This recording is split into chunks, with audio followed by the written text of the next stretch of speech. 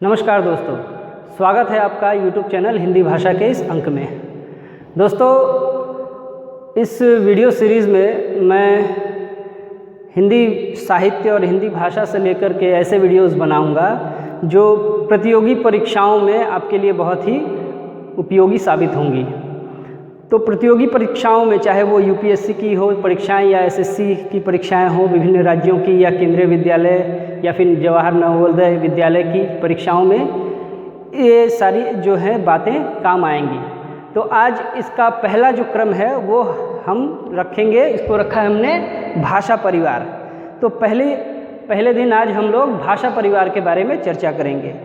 इस वीडियो में भाषा परिवार को, क्या होते हैं भाषा परिवार, किस आधार पर भाषा परिवार का नामकरण होता है, विशेष भाषाओं को क्यों एक विशेष परिवार में रखा जाता है, इसको लेकर के हम लोग चर्चा करेंगे। और मैं दावा करता हूँ कि इस वीडियो को देखने के बाद आप भाषा परिवार को अच्छी तरह से समझ जाएंगे कि क्या है भाषा परिवार, फिर उनका भाषा परिवार का गठन किस प्रकार होता है, उनका वर्गीकरण किस रूप में किया जाता है, उसके वर्गीकरण के आधार क्या हैं। तो चलिए शुरू करते हैं।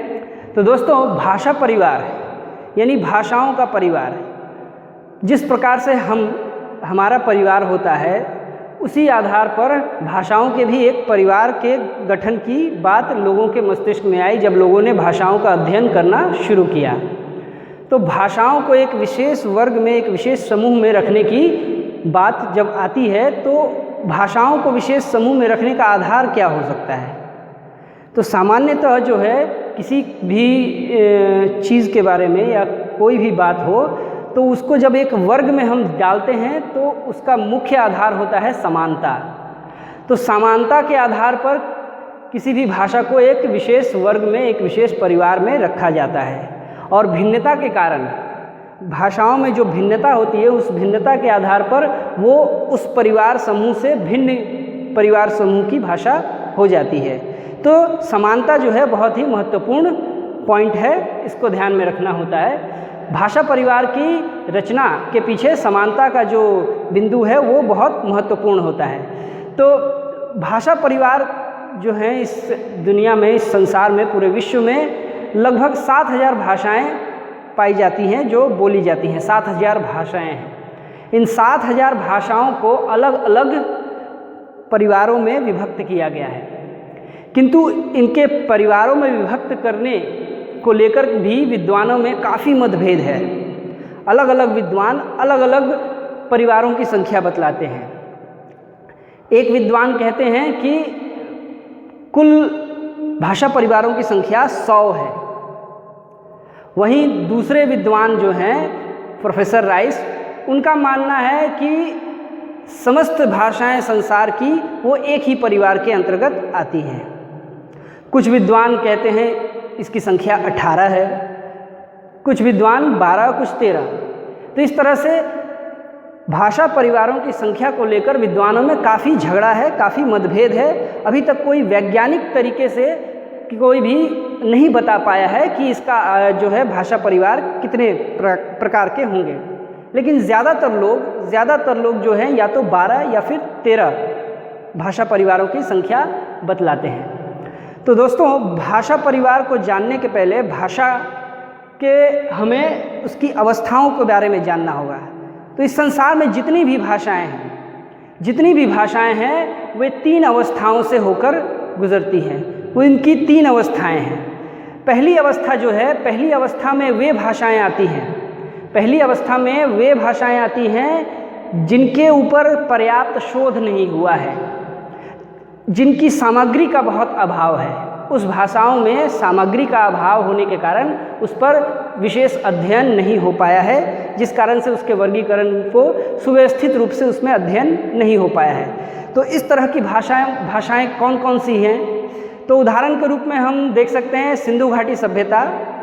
सिंधु घाटी सभ्यता में जो उसके शिलालेख या फिर मोहरे हैं, मोहरों पर जो भाषा अंकित है वो अभी तक उस पर पर्याप्त जो है नहीं मिले हैं चीज़ें, और उसका अध्ययन पूरी तरह से अभी ठीक से व्यवस्थित हो नहीं पाया है। भाषा पढ़ी भी अभी नहीं गई है। तो सिंधु घाटी सभ्यता के मोहरों की भाषा हो गई एक। दूसरी जो मेसोपोटामियन सभ्यता है, मेसोपोटामियन सभ्यता की सुमेरियाई जो भाषा है उसका भी जो है उसमें भी अध्ययन सामग्री का बहुत अभाव है, इस कारण से नहीं हो पाई है। तो ये पहली कोटि की आ गई। भाषा का जो पहली अवस्था है वो ऐसी है। दूसरी अवस्था, भाषा की दूसरी अवस्था वो है जिसमें अध्ययन सामग्री तो प्रचुर मात्रा में है, किंतु उस पर जो है व्यवस्थित अध्ययन नहीं हुआ है और ना ही उसके ऊपर कुछ प्रचुर मात्रा में शोध हुए हैं, जिस कारण से उसका अध्ययन और उसका वर्गीकरण ठीक तरह से नहीं हो पाया है। तो ऐसी भाषाओं में आती है जो है जापानी भाषा और आपकी कोरियाई भाषा, नॉर्थ कोरिया, साउथ कोरिया जो है, उत्तर और दक्षिण कोरिया। तो ये भाषाएं जो हैं इस दूसरी श्रेणी में आती हैं, भाषा की दूसरी अवस्था है वो। और तीसरी अवस्था में वे भाषाएं आती हैं जिनके ऊपर प्रचुर सामग्री उपलब्ध है और जिन पर शोध भी बहुत हुए हैं और जिनका वर्गीकरण हम कर सकते हैं, आसानी से किया जा सकता है। तो वो तीसरी अवस्था है भाषा की। इस प्रकार से भाषा की 3 अवस्थाएं हो गई। अब भाषा परिवार का जो गठन है, क्यों एक विशेष भाषा को किसी विशेष परिवार में ही रखा जाता है, इस बात को हम आज समझ रहे हैं। तो भाषा परिवार के वर्गीकरण का, यानी उनको भाषाओं को एक विशेष परिवार में रखने का जो है कारण क्या है, क्या आधार है, किन आधारों पर वो निर्मित होता है।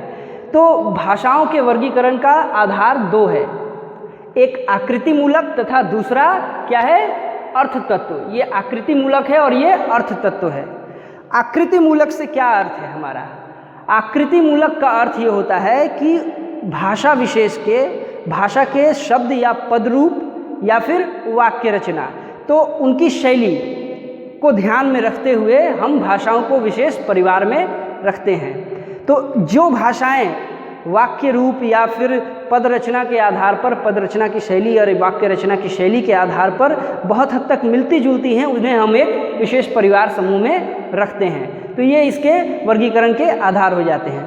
तो भाषाओं को जब हम वर्गीकृत करते हैं तो वर्गीकृत करते समय हमें 4 बातों का ध्यान रखना पड़ता है। सबसे पहले हम देखते हैं कि वो भौगोलिक समीपता है कि नहीं। भौगोलिक रूप से, जियोग्राफिकली वो जो है भाषाएं आसपास के क्षेत्रों में हैं कि नहीं। हालांकि ये जो बात है ये हर जगह लागू नहीं होती। जैसे भारतीय भाषा परिवार जो है, भारत और यूरोप की भाषाओं को मिलाकर बना है ये परिवार, तो भारत और यूरोप में जो है भौगोलिकता की दृष्टि से काफ़ी दूरी है, तो हर जगह ये बात लागू नहीं होती। फिर भी भौगोलिकता का एक महत्व है वर्गीकरण में, भाषा परिवार के वर्गीकरण में। दूसरा जो आधार है भाषा के वर्गीकरण का, वो है आपकी जो है शब्दों का जो है समरूपता, शब्दों की, यानी शब्दों का रूप जो है बहुत हद तक मिले।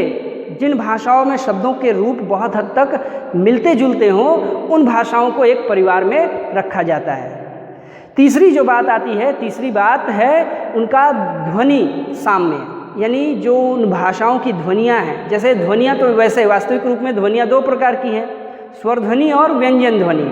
तो स्वर ध्वनि और व्यंजन ध्वनियों में साम्य होगा, जिन भाषाओं में उन ध्वनियों के उच्चारण में साम्य हो, तो उन ध्वनि साम्यों के आधार पर भी भाषाओं को एक वर्ग में, एक परिवार में रखा जाता है। इसके अलावा जो चौथी बात होती है जिसको ध्यान में रखा जाता है वर्गीकरण करते समय, वो है व्याकरणिक नियम।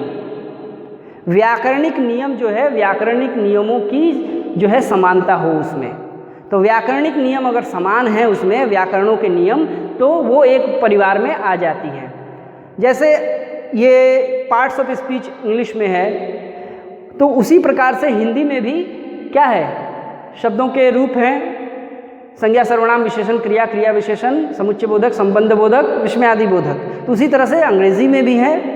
तो ये क्या है, समान है व्याकरणिक रूप में। तो बहुत सारी और भी बातें, लिंग हैं और भी दूसरी बातें, व्याकरणिक बातें समान दिखती हैं, तो उनको एक भाषा परिवार में रखा जाता है। तो ये क्या है, भाषा के वर्गीकरण के आधार हो गए।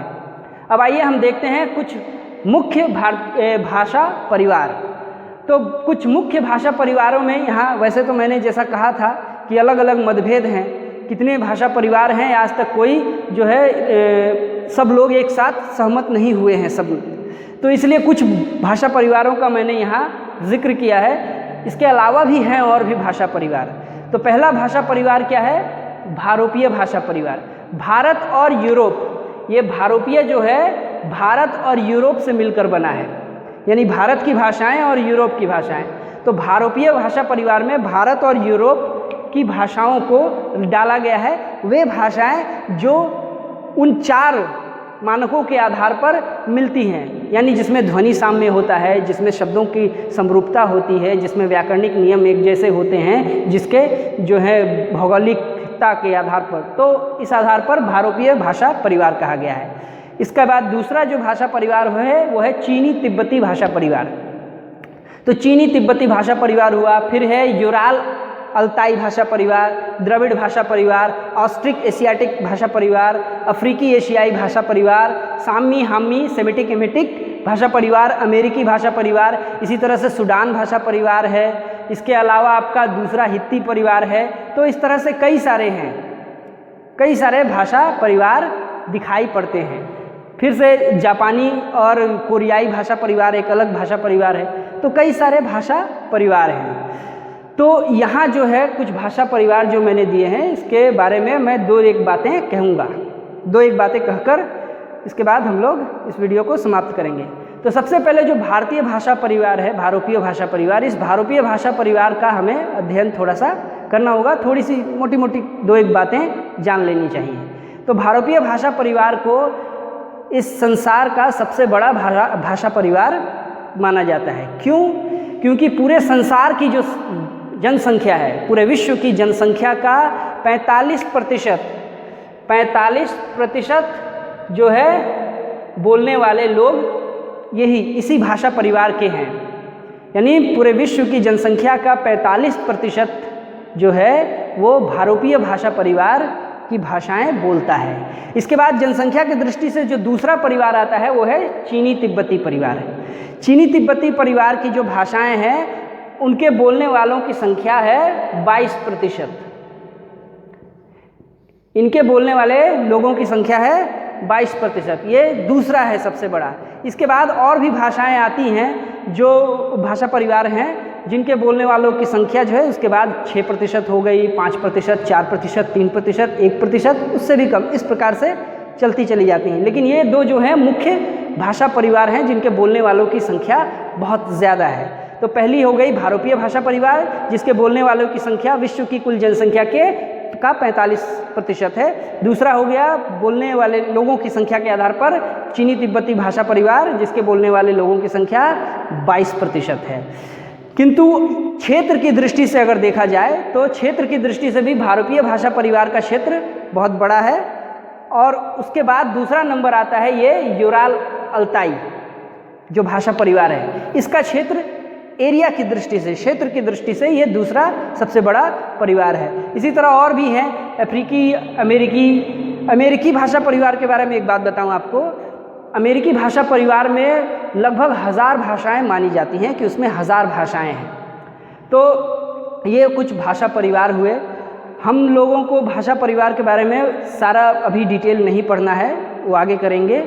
हमारे लिए सबसे ज़्यादा महत्वपूर्ण जो है वो है भारोपीय भाषा परिवार, क्योंकि हमें परीक्षाओं में हिंदी से संबंधित, हमने हिंदी विषय को चुना है उसकी परीक्षा देने के लिए, तो हमें हिंदी से संबंधित जो है भाषा परिवार को देखना है। इसलिए भारोपीय भाषा परिवार हमारे लिए ज़्यादा महत्वपूर्ण है। हिंदी भारोपीय भाषा परिवार के अंतर्गत आती है। तो भारत में जो बोली जाने वाली भाषा परिवार हैं उनको भी थोड़ा बहुत हम देख लेते हैं कि भारत में कौन कौन से भाषा परिवारों को बोला जाता है। तो भारत में बोली जाने वाली भाषा परिवार है भारत यूरोपीय यानी भारोपीय भाषा परिवार।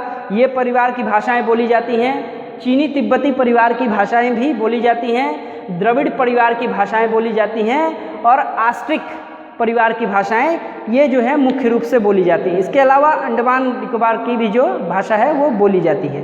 तो मुख्य रूप से ये 4 जो हैं भारोपीय भाषा परिवार, चीनी तिब्बती भाषा परिवार, द्रविड़ परिवार भाषा परिवार और ऑस्ट्रिक एशियाटिक भाषा परिवार, ये 4 परिवारों की भाषाएं भारत में विभिन्न क्षेत्रों में बोली जाती हैं। तो आशा करता हूँ आप लोगों को भाषा परिवार समझ में आया होगा। अब आगे अगली क्लास में हम हिंदी के विकास को लेकर चर्चा करेंगे, हिंदी का विकास कैसे हुआ। तो इजाज़त दीजिए अपने दोस्त को, मिलते हैं अगली वीडियो में। धन्यवाद।